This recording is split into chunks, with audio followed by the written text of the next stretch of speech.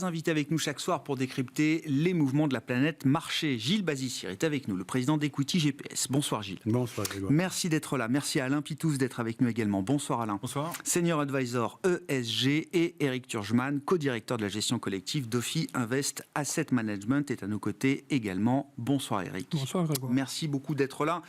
Eric, c'est le sujet que je mettais à la une, c'est la photo pour moi de ce début d'année, c'est même plus qu'une photo, parce que la dynamique plaide en faveur des actions américaines et est de plus en plus défavorable, semble-t-il, aux actions chinoises, si bien qu'on a cette fracture historique sans doute entre ces deux mondes. Le marché action américain est au plus haut ever. Les marchés d'actions en Chine sont au minimum sur des plus bas Covid, voire bien avant pour certains indices. Comment on explique cette situation et en termes d'investissement, qu'est-ce que ça appelle comme réflexion pour la suite? Où est-ce qu'on trouve aujourd'hui le meilleur couple risque-opportunité sur ces marchés actions? Alors la deuxième question, effectivement, si on regarde la valorisation, on se dit qu'il y en a un qui est relativement cher et l'autre en Chine où on appelle ça value, quoi. C'est vraiment complètement décoté. Donc évidemment on aurait envie de dire on va tactiquement sur ce qui est très en retard. Simplement ça on aurait pu le faire l'année dernière aussi et l'écart se serait accru. Donc c'est pas forcément un catalyseur. Après, plus fondamentalement, qu'est-ce qui a porté la Chine depuis les 15-20 dernières années? Quand on regarde bien, la croissance chinoise était supérieure à tout ce qu'on trouvait partout dans le monde, en tout cas dans les pays occidentaux. Ça, c'était le premier point. L'usine, c'était l'usine du monde. La Chine, c'était l'usine du monde. Donc on en profitait en Occident, on allait acheter des biens fabriqués pas chers, dans des conditions d'ailleurs plus ou moins licites qu'on ne regardait pas, en tout cas on cachait la chose. Et puis on avait l'impression que la Chine s'ouvrait au capitalisme avant Xi Jinping. Donc tout ça faisait qu'on se disait c'est un peu un Eldorado, il y a plus de croissance que dans le vieux continent, etc. Quand on regarde les trois paramètres, la croissance chinoise, elle est en train d'atterrir comme les autres croissances mondiales. Donc on ne parle plus des 10%, on parle même plus de 5%. Maintenant, on est content à 4%. Donc après, ça sera 3%, et puis on va tendre, ce qui est mathématique. En plus, ils ont quand même un petit problème, c'est que l'enfant unique, à un moment donné, ça commence quand même à se voir. Donc, ils ont fait ça pendant 30 ans ou quelque chose comme ça. Donc là, on voit bien qu'il y a un aspect démographique. Et les pays qui ont un problème démographique, ils ont un problème de croissance. L'ISR, c'est mon camarade de gauche qui va en parler, ça n'aide pas non plus la Chine, parce que sur les deux aspects, acheter des marchandises en Chine, les faire venir en camion, consommer du carbone, tout ça, on voit bien que c'est plus dans l'air du temps. Et puis faire travailler les enfants chinois non plus, on commence à faire attention à ça aussi. Donc ça aussi, ça va peser sur structurellement. Ouais. Et puis le pays qui allait vers le capitalisme avec Xi Jinping, on a l'impression que ça devient un peu plus rigoureux, plus le risque géopolitique. Avec Taïwan d'un côté, éventuellement toujours des conflits économiques, géopolitiques avec les États-Unis, ça fait beaucoup. Voilà. Et face à ça, on a une économie américaine qui continue toujours à croître. On ne sait pas trop comment, pourquoi, mais le consommateur américain est là. Ça porte, ça porte l'économie. Les grands leaders technologiques sont là-bas. Donc oui, ça fait une distorsion de prix, mais c'est très très dur aujourd'hui de dire parce que l'un se paye beaucoup moins que l'autre, il faut aller sur le moins cher. C'est pas évident. Ce qui est intéressant aussi quand on regarde, parce qu'il y a beaucoup d'indices actions différents en Chine, à commencer par les indices Mainland China, domestique et le marché de Hong Kong. Et je regardais, c'est Bloomberg qui rapportait effectivement cette évaluation ce matin. Les actions chinoises cotées à Hong Kong, celles qui sont les plus facilement accessibles par les investisseurs internationaux, offrent une décote de plus de 30% et même 36% par rapport aux mêmes actions cotées sur le marché chinois domestique. Ça montre bien aussi ce régime de deux marchés qu'il y a entre un marché ouvert sur le monde, mais qui décote beaucoup plus que le marché intérieur chinois, beaucoup plus fermé et domestique. Mais le marché qui est fermé, c'est du mal à lui... on a du mal à lui donner un sens, il est fermé, donc par essence, il ne peut pas se comparer aux autres marchés, quoi. Donc c'est décoté. Bon, et donc...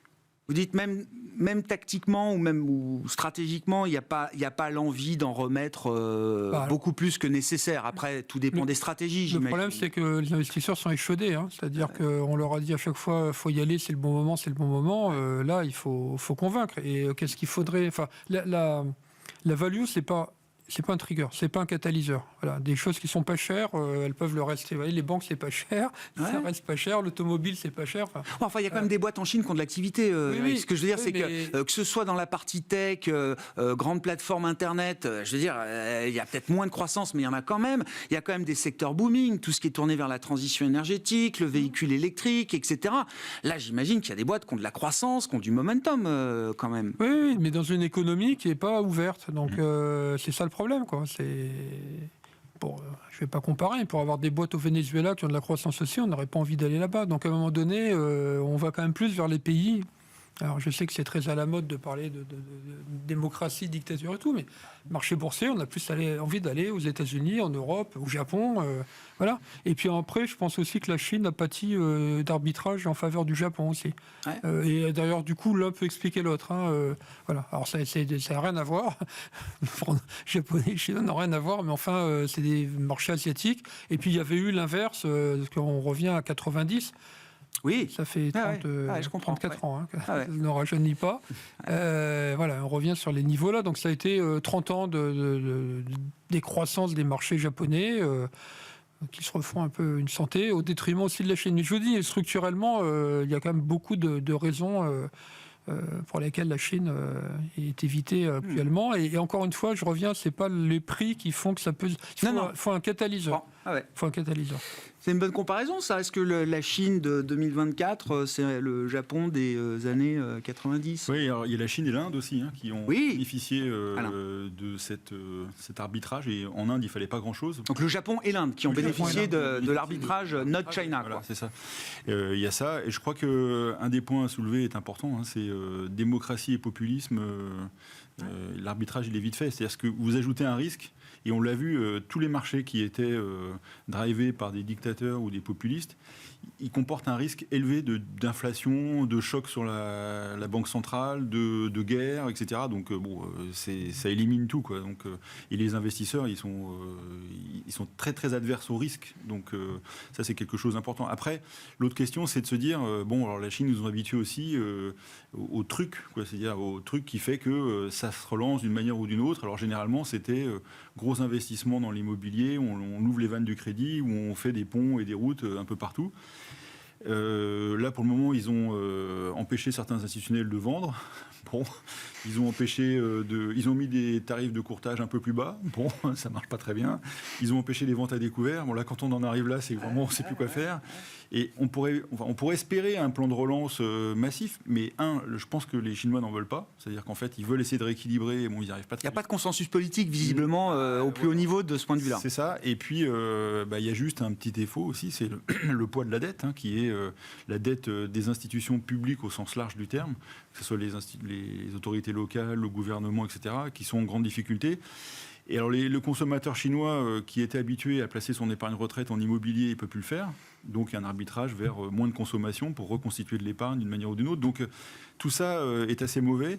Et puis, c'est ce que disait Eric, c'est la visibilité est meilleure. Quand vous êtes investisseur non lié à un benchmark, quand vous êtes avec un benchmark international, vous mettez vos 3% de chiffre, vous ne posez pas vraiment de questions, vous en mettez 2,5 et puis c'est très bien.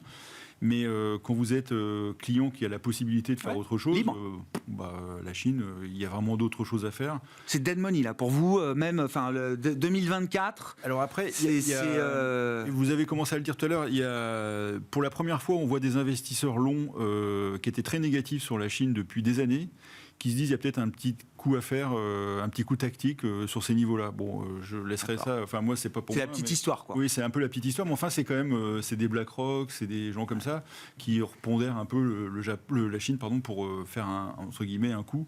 Mais d'habitude, vous savez, quand on est gérant, on dit on est prudent à court terme et confiant à moyen terme. Mais là, on est vraiment confiant à court terme, et puis alors, à long terme, on se dit il y a tellement mieux à faire ailleurs, quoi. Et après, il y a la valo, donc à un moment donné, ça peut rebondir sur ce que vous disiez, quelques valeurs qui peuvent tirer la cote, mais quand vous avez un commissaire politique derrière chaque décision d'entreprise, c'est mort, quoi. Il n'y a rien à faire, quoi. On ne peut pas investir sur ce genre de choses. Mais ils n'ont pas compris encore ça, les Chinois, parce qu'ils sont obnubilés en ce moment.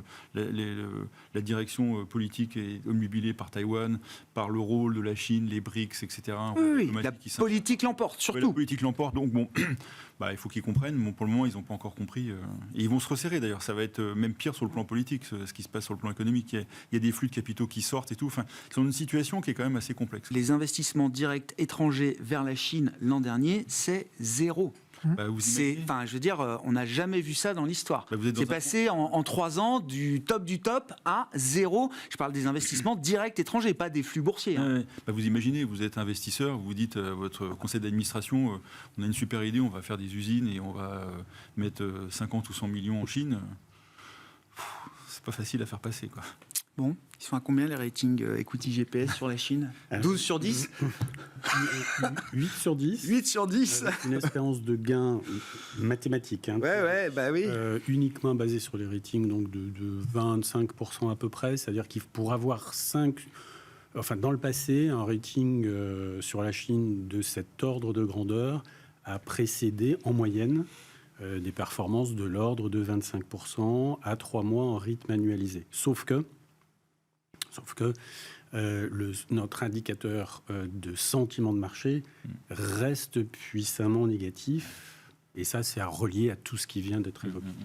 Et je ne vois pas personnellement de grands boards, de fonds de pension, d'investisseurs institutionnels longs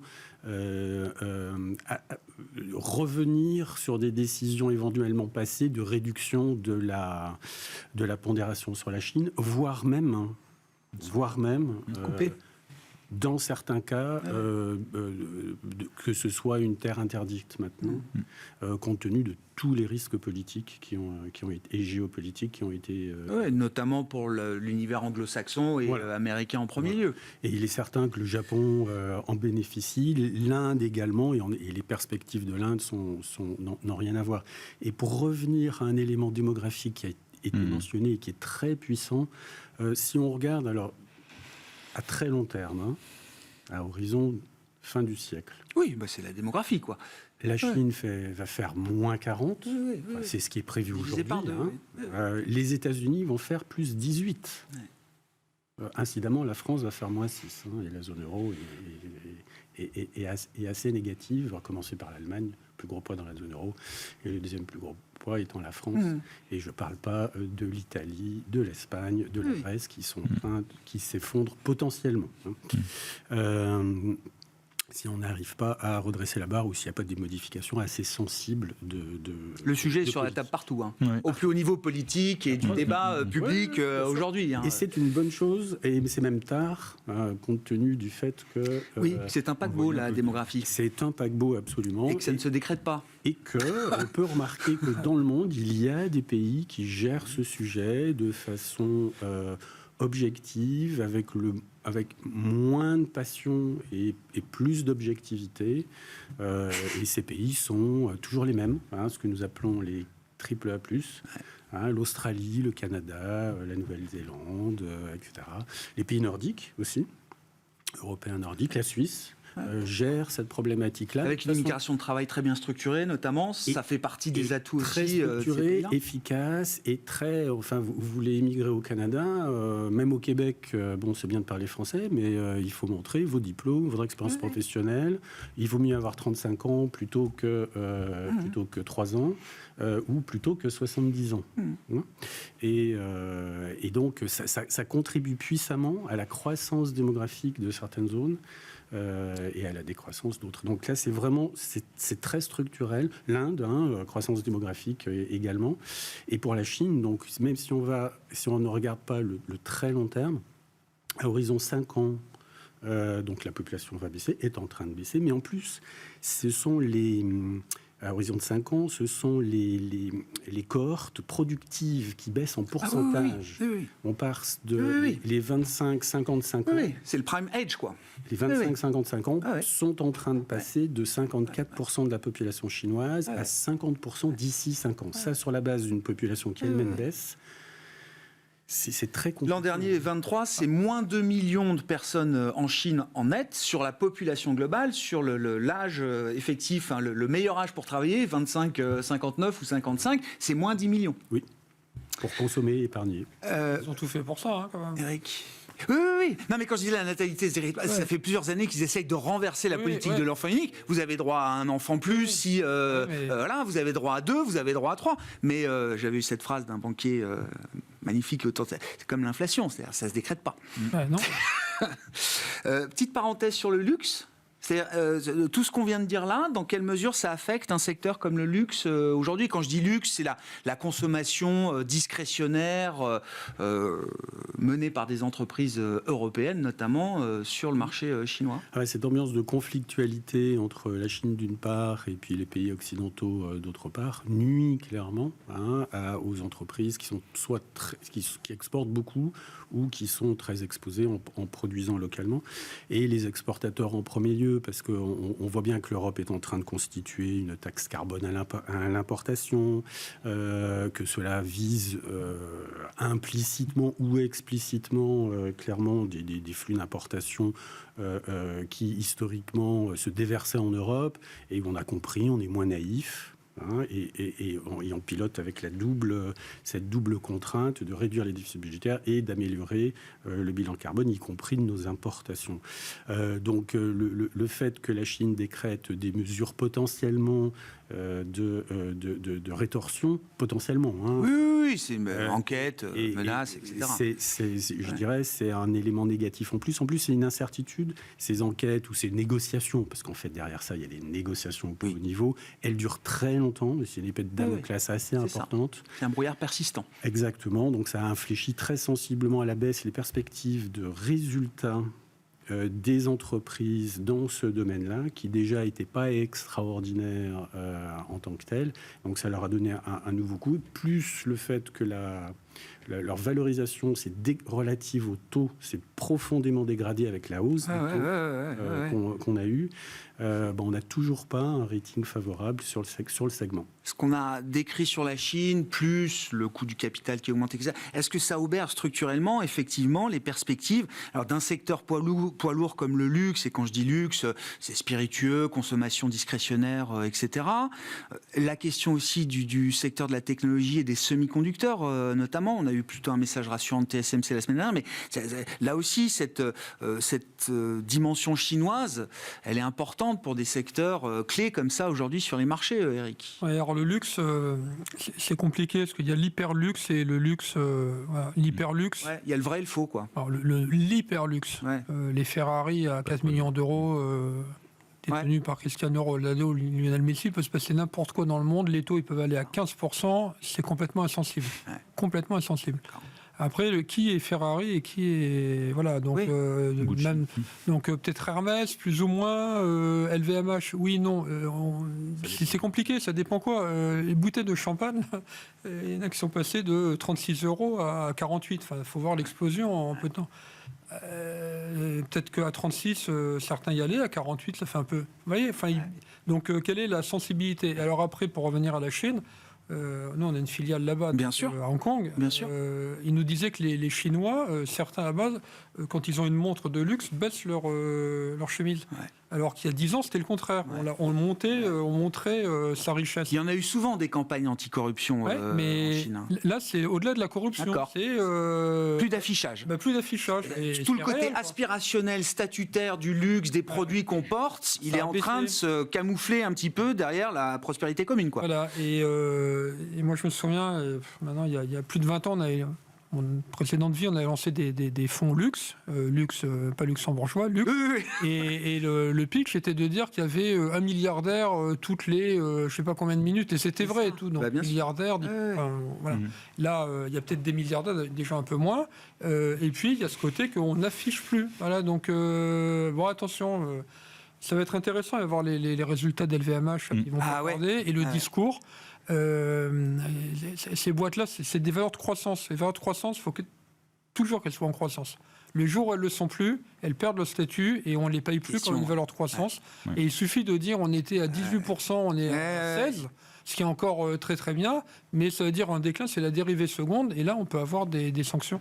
Donc à suivre, ça va être intéressant ça. On pense toujours que ça n'arrivera jamais, mais les changements de statut, c'est possible, et c'est parfois très très violent. Hein. Et alors, justement, c'est aussi... Sur le luxe, il y a un vrai risque ou pas? Parce que moi, je suis d'une génération qui n'a jamais parlé du luxe comme étant effectivement la croissance, double digit, enfin pour un groupe comme LVMH, tout était possible. Dès qu'une faiblesse apparaissait dans une zone, d'autres marchés compensaient et même surcompensaient. J'ai connu que cette mécanique-là. Ouais. Bon, effectivement, il y a le risque du changement de statut. Et on le voit, ça vient pas forcément très très vite. Hein. Si on regarde Apple, c'est une boîte de croissance qui a quand même sérieusement ralenti sa croissance. Pour le moment, ça se voit pas trop dans son appréciation, enfin, même si ça devient un peu moins évident. Mais je dirais que plus généralement, ce qui est intéressant, c'est de se dire, parce qu'on a eu des marchés qui étaient très drivés par quelques valeurs. Hein, on l'évoquait avant de commencer la séance, quelques valeurs qui tirent la croissance. L'année dernière, les Magnificent Seven. On a eu comme ça dans le passé des concentrations.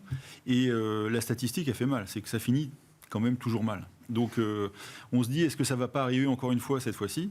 Là, on les compte au nombre de 7. Mais vous avez raison. C'est-à-dire, quand on regarde dans le groupe des 7, bon, déjà, Tesla, elle a quand même bien décroché. Oui, Apple, elle ne fait plus rien. Et quand on regarde la performance du S&P 500 depuis le début de l'année, alors c'est du 4% ou quelque chose comme ça. Enfin, c'est déjà très bien. C'est 75% de la performance est tirée par Microsoft et Nvidia. Ouais. C'est-à-dire que partant d'un groupe de 7, il y a deux valeurs qui font 75% de la hausse sur les 3 premières semaines. Là. La chance qu'on peut avoir, c'est qu'elles ont quand même pris beaucoup d'avance, ces boîtes-là. Donc on se dit, elles peuvent reculer. On peut très bien avoir un Nasdaq sur 2024 qui fait 0.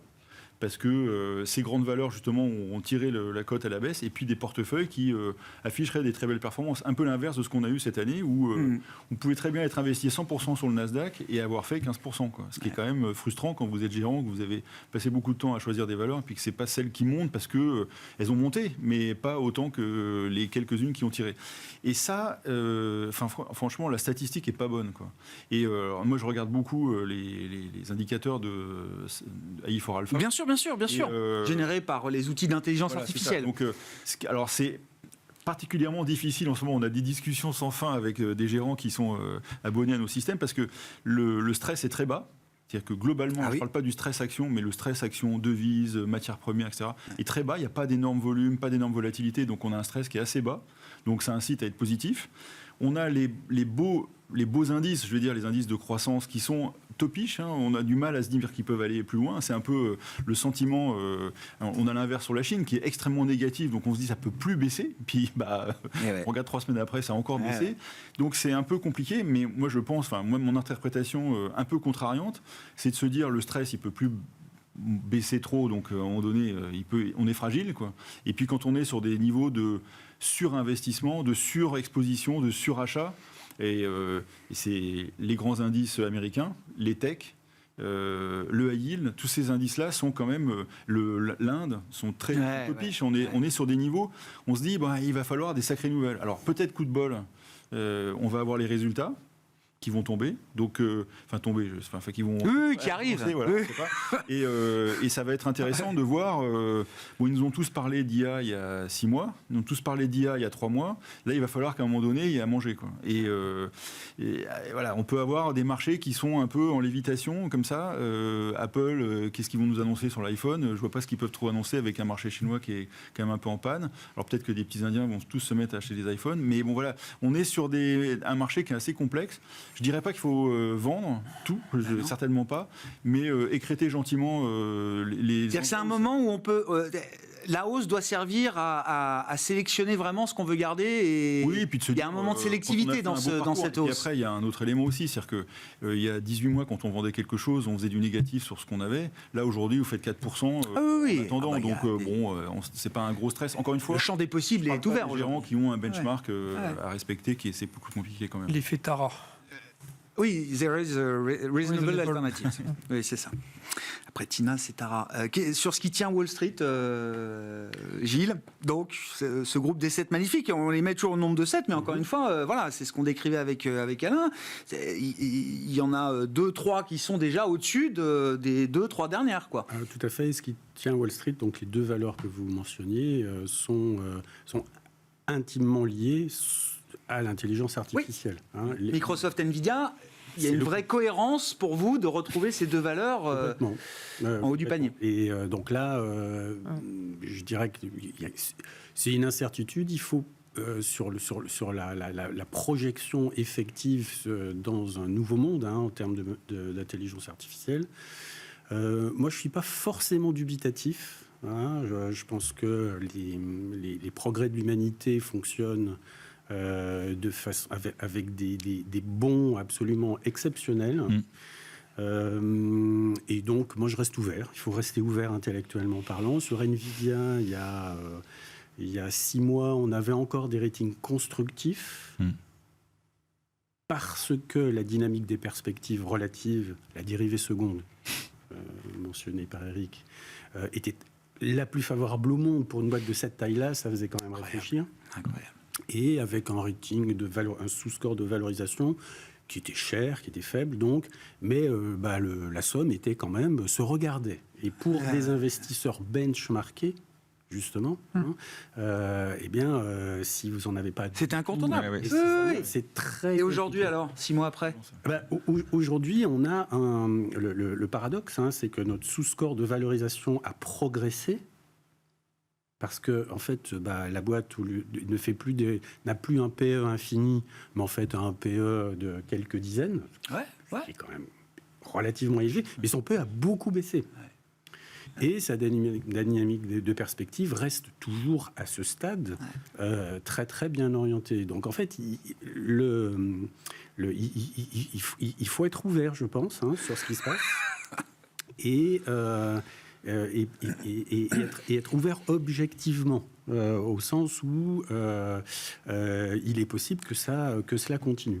Et pour conclure, sur Wall Street, en règle générale, quand on observe le taux de marge des entreprises sur le très long terme, là encore, intéressant de prendre quelques décennies des références historiques, de recul. Et bien, depuis les années 70, on a toujours fait le taux de marge des entreprises est croissant structurellement, au détriment du travail. C'est clair, la rémunération du travail. Donc là-dedans, il y a de la productivité aussi, bien évidemment, mais qui va assez sensiblement dans la poche des actionnaires et non pas du travail. En moyenne, bien sûr, et sur la tendance. Et ce qui est très intéressant de noter là, c'est que la récession Covid a eu un impact invisible sur le taux de marge. Et qu'on est aujourd'hui à des taux de marge qui sont bien plus élevés que les plus hauts précédents. On a franchi une marche. Voilà. Et immédiatement, à 3 mois après... Ça veut dire quoi? On peut reculer un peu sur ces taux de marge, mais pas revenir à l'antérieur. Alors, en tout cas, si on accepte de regarder cette évolution-là, c'est une des raisons fondamentales derrière la bonne tenue des marchés. Maintenant, en effet, ce qui est très important, c'est de scruter les taux de marge des entreprises et l'évolution à partir de maintenant. Globalement. Une remarque à faire. Alain, vas-y. Vraiment, une remarque, c'est... j'oublie les 7 grandes. Le PE du reste est plus bas qu'en 2022. C'est-à-dire qu'en fait, on se retrouve avec des boîtes qui valent moins cher qu'en 2022. Alors c'est... Dans l'univers des petites, moyennes capitalisations, etc.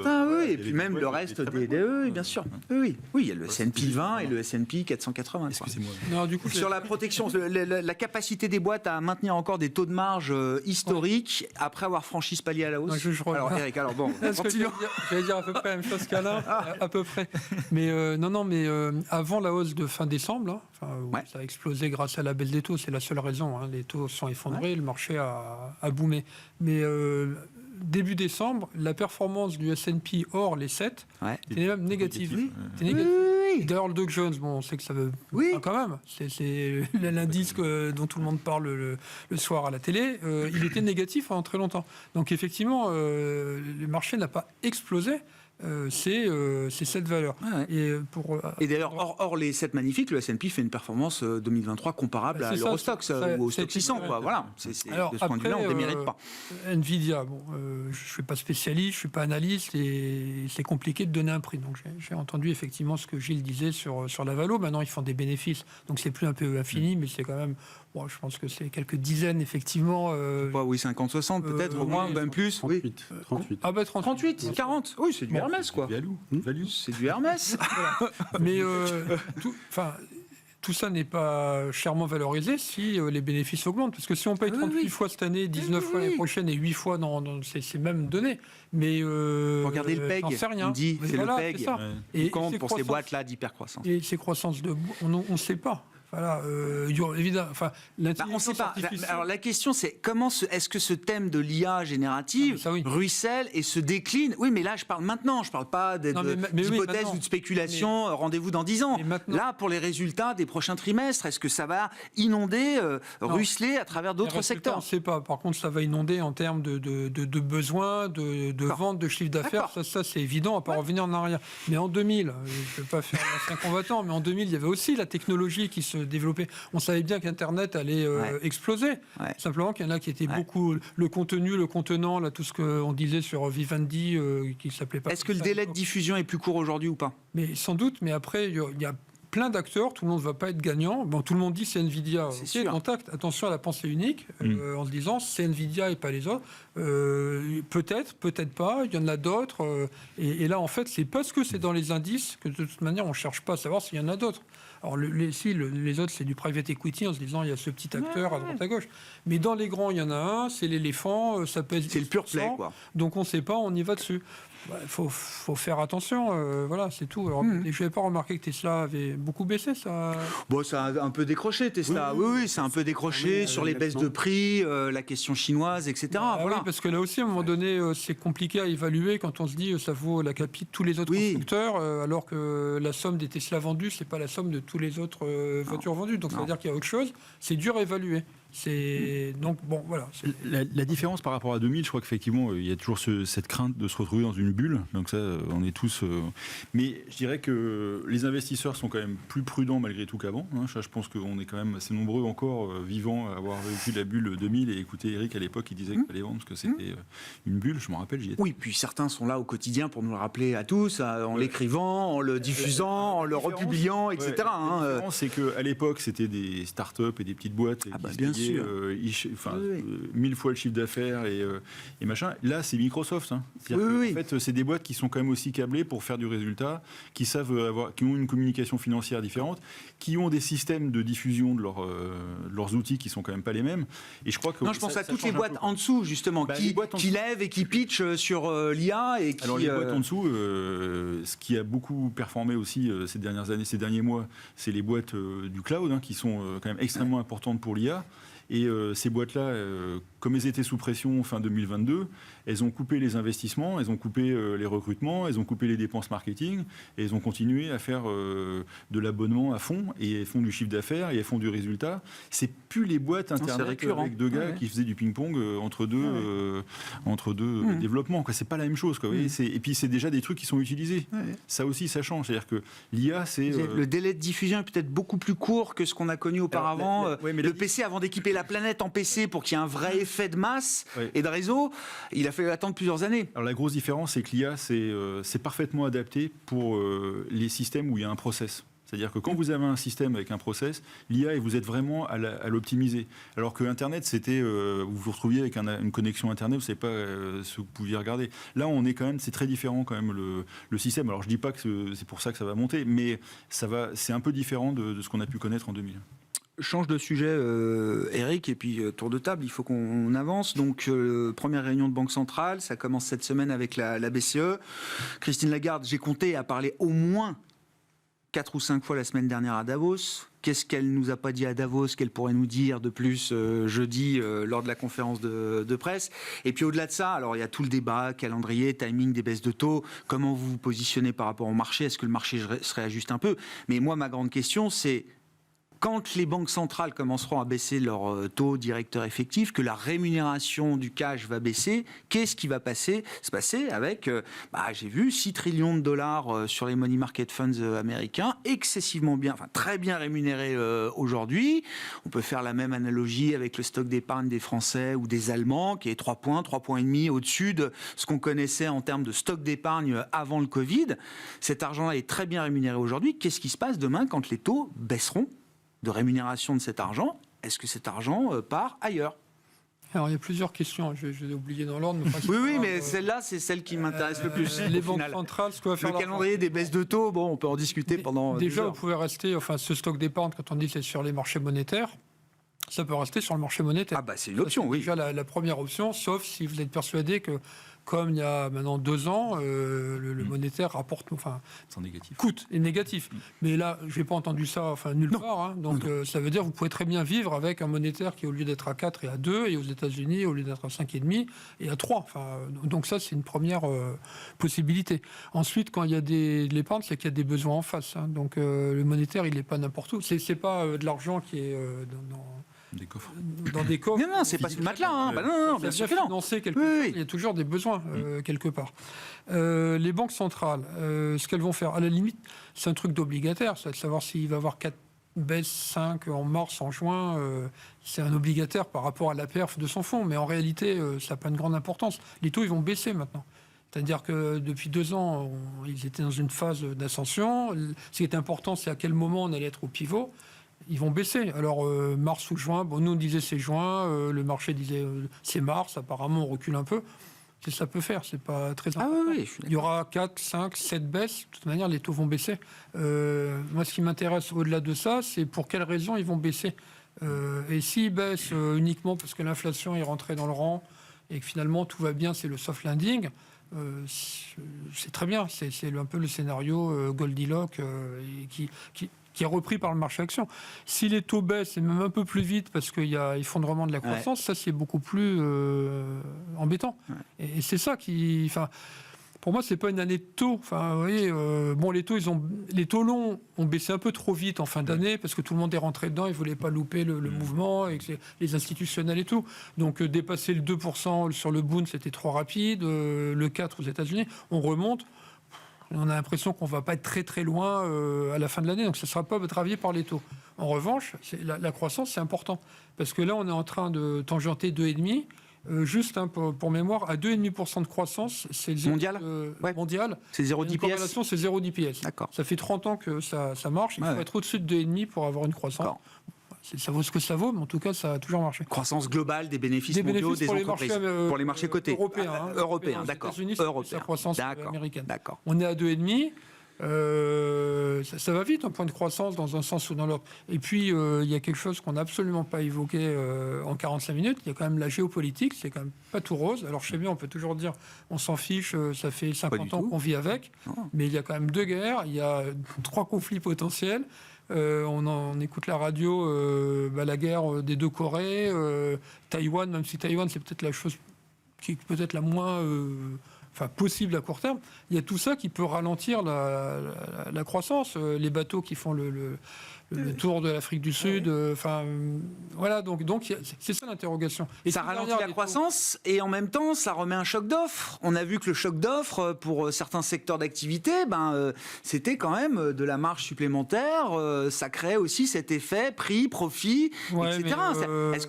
Est-ce que ça entretient pas aussi encore cette mécanique pour un peu plus longtemps que ce qu'on imaginait? Oui, mais un ralentissement du commerce international, ça n'a quand même jamais été très bon, quoi. Voilà, donc les taux, il faudra voir la raison. Et encore une fois, c'est pas important. Les taux vont baisser 5, 6 ou 7 fois. Et à partir de mars ou de juin, c'est pas très grave. Après, moi, c'est vraiment la croissance mondiale. Si elle tombe à 2% au lieu de 2,5%, c'est pas rien, quoi. Alors, c'est pas du tout les prévisions, mais c'est ça qu'il va falloir regarder. C'est pas du tout pricé dans le marché. Ça. C'est pas pricé dans le marché du tout, et comme le risque géopolitique n'est pas pricé. J'ai l'impression qu'on va avoir les premières baisses de taux telles que signalées par la Fed, que tout le monde imaginera que c'est la recalibration attendue qui permet cet atterrissage en douceur. Et puis plus on continuera d'avoir des baisses de taux, plus on y verra le reflet d'une inquiétude ou d'un risque réel sur la croissance qui se matérialiserait ensuite. Il est certain qu'on est sur la ligne de crête là, sur les prochains trimestres, à mon sens. C'est-à-dire que là, on a une hausse des taux courts très violente, ou une normalisation, bien sûr, à partir de niveaux anormalement bas. Mais là où ça a été extrêmement violent, c'est pour que le stock de dette, petit à petit, s'imprègne de ces taux potentiellement plus élevés. Ça dépend bien sûr des secteurs, de la structure financière des entités, des sociétés concernées, de la duration moyenne, donc selon les pays, les secteurs, etc., les mœurs, les usages, taux variables, taux fixes pour l'immobilier, etc. Donc ça se diffuse de façon très inhabituelle. Mais comme la hausse a été très violente, je dirais, une fois qu'on verra que ça se diffuse, ça ira vite. Ouais. Mais pour l'instant, on ne le voit pas. Ouais. Mais on ne le voit pas aussi parce qu'on a des déficits budgétaires dans les pays, dans la plupart des pays, pas seulement dans les pays, qui sont incroyables, alors même qu'on est dans une phase de croissance économique. Et face à ça, des bilans des ménages et des entreprises qui sont quand même plutôt sains, plutôt solides. Effectivement. Et pour en revenir aux taux, on a une courbe des taux qui est inversée, c'est-à-dire des taux courts qui sont au-dessus des taux longs, depuis maintenant plus de 20 mois. Et ça encore, c'est un record depuis la récession double dip des années 80. Et en règle générale, les récessions suivent des périodes de longue inversion, de courbes des taux inversées. Ouais. Et quand les courbes des taux redeviennent normales, c'est-à-dire que les taux courts baissent sensiblement, ce qu'on anticipe tous, on le sait souvent pas encore, mais on est en récession. Ah oui. Et je dirais que c'est la courbe de réponse des banquiers centraux, dans ces cas-là, est généralement accélérée par le fait que on a des signes tangibles et effectifs. Donc là, c'est très compliqué, ligne de crête entre la lutte contre l'inflation et le fait de ne pas précipiter quand même l'économie mondiale dans une récession trop dure. La Fed commencera à baisser ses taux pour assurer le soft landing, et puis on pourrait s'apercevoir que les effets d'inertie, de décalage sont forts, pèsent plus fortement que ce qu'on imaginait sur la croissance, et du coup ça déclenche d'autres types de baisses de taux derrière, qui seraient plutôt destinés à lutter contre une récession. Ouais, et si on revient sur le marché, ce qui est intéressant, c'est de regarder la réaction du marché. Il y a quelques semaines, donc on était à fond la caisse, il va y avoir une baisse des taux, c'est bon, c'est super, peut-être mars, février, peut-être même fin janvier, enfin n'importe quoi. Et on a été un peu déçus, donc le marché a reculé. Ça n'a pas duré longtemps, parce que le marché il ne veut pas rater ce moment quand les taux vont commencer à baisser. Et à la limite, en tant que banquier central, comme la situation est quand même incertaine et qu'on pourra peut-être avoir besoin à un moment donné de baisser les taux très fort si jamais ça dégénère vraiment, si jamais Trump venait à gagner, on ne sait jamais, ou des trucs très graves, genre conflit, etc., où on aura besoin d'injecter. Et comme le marché, il attend ça, et qui ne va pas s'amuser à baisser avant que les taux aient vraiment baissé. Donc on peut y avoir, vous savez, un peu un truc d'anticipation. On avait déjà eu ça dans le passé, c'est-à-dire on disait on attend la baisse, puis non, pas tout de suite. Ah bon, c'est le marché reculait. Il y a un truc performatif, quoi. Voilà, c'est ça. Et puis, en fait, ça marche. Donc, bien sûr. Donc ça peut peut-être être un... Après, les banquiers centraux, ils voient ça plutôt comme un challenge. Le plus le marché monte, le plus les taux baissent, les taux de marché, le moins nous, Banque centrale, on sera amené à baisser nos taux. Donc c'est un peu circulaire dans les deux sens, quoi. En attendant, les marchés, ils sont euphoriques, quasiment. Donc ça peut être tentant de se dire on va pas se précipiter. Et mars, c'est pas forcément un moment où les banques centrales commenceraient à baisser leurs taux. Donc peut-être attendre l'été et voir encore une fois ce qui se passe, parce que quand même il y a beaucoup d'incertitudes, même sur l'inflation, sur la croissance. Pourquoi se précipiter surtout qu'ils peuvent par derrière jouer aussi avec le bilan. Donc pas d'urgence. Eric, pour conclure. Oui, non, j'écoutais Alain, mais effectivement, pourquoi ils se précipiteraient ? Ils ont mis 2 ans à asseoir une crédibilité en disant on va lutter. Pourquoi ? Parce que Jérôme Powell, un 14 décembre dernier, nous a dit qu'il y avait un risque à maintenir les taux trop longtemps, trop élevés, qu'ils avaient bien ce risque en tête, et que 15 jours avant, il nous disait qu'il n'y aurait pas de hausse de taux, que c'était pas de baisse de taux, que c'était ailleurs for longer. Entre-temps, il y a la vigueur de l'économie américaine qui est toujours là. Au fur et à mesure des stats, le marché se réajuste. Mais pour moi, c'est bien les stats qui donnent le tout, verdict. c'est de prouver que les les prochains mouvements, effectivement, seront à la baisse. Mais pourquoi se précipiter? Enfin, autant garder... Et la raison de la bonne tenue des marchés américains et de l'économie américaine vient aussi largement de leur capacité à extraire du pétrole et le vendre. Oui. Non, mais c'est quand même un truc dingue. Ça ruisselle. Hein. Puis là, pour c'est au max. Ça ruisselle bien. 13,3 millions de barils jour atteints la semaine du 20 décembre. C'est un record historique ever. L'activité au Texas, non mais c'est complètement dingue. Donc, bon. Sous administration Biden. Oui, mais pourquoi pas? Vous savez que les démocrates s'en servent comme argument de campagne en disant, vous voyez, nous aussi, on est capable. On a laissé faire. On est capable de produire du pétrole. Oui. Les autres n'en produisent pas. Quoi. On est pragmatique. Ouais. Voilà, sur cette discussion, BCE, donc cette semaine, ce sera jeudi, le premier grand rendez-vous Banque Centrale de la semaine. Merci à vous trois. Merci d'avoir été les invités de Planète Marché ce soir. Alain Pitous, Senior Advisor ESG, Eric Turgeman, co-directeur de la gestion collective d'Ophi Invest AM et Gilles Bazissière, président d'Equity GPS.